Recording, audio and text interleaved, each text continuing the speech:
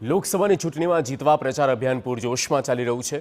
બનાસકાંઠા બેઠક પરથી કોંગ્રેસના ઉમેદવાર ગેનીબેન ઠાકોરના નામ જાહેર થતાની સાથે પ્રચારમાં લાગી ગયા અને વિરોધી ઉમેદવારને હરાવવા એડી ચોટીનું જોર લગાવ્યું।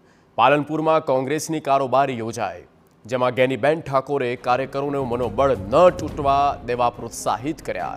તેમણે કહ્યું કે સોશિયલ મીડિયાના માધ્યમથી કે પક્ષમાંથી લોકોને તોડવામાં આવે તો પણ સંયમ ખોયા વિના ચૂંટણી લડવાની છે। તેમણે શંકર ચૌધરી પર નામ લીધા વિના આડકતરા પ્રહાર કર્યા કે સામા પક્ષે જેમને ચૂંટણી લડાવવાની જવાબદારી સોંપાઈ તેના કારણે લડવાનો આનંદ રહેશે।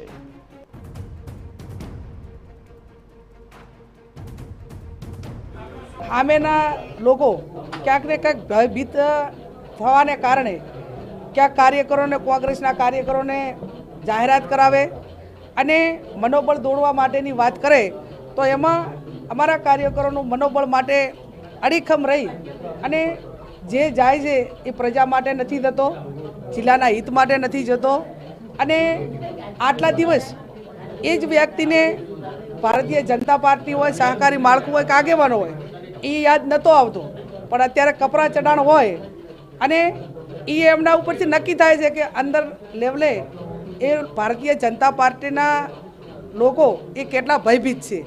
એટલે એનાથી કોઈ મનોબળ અમારા કોંગ્રેસના કાર્યકરોનું કોઈનું તૂટવાનું નથી।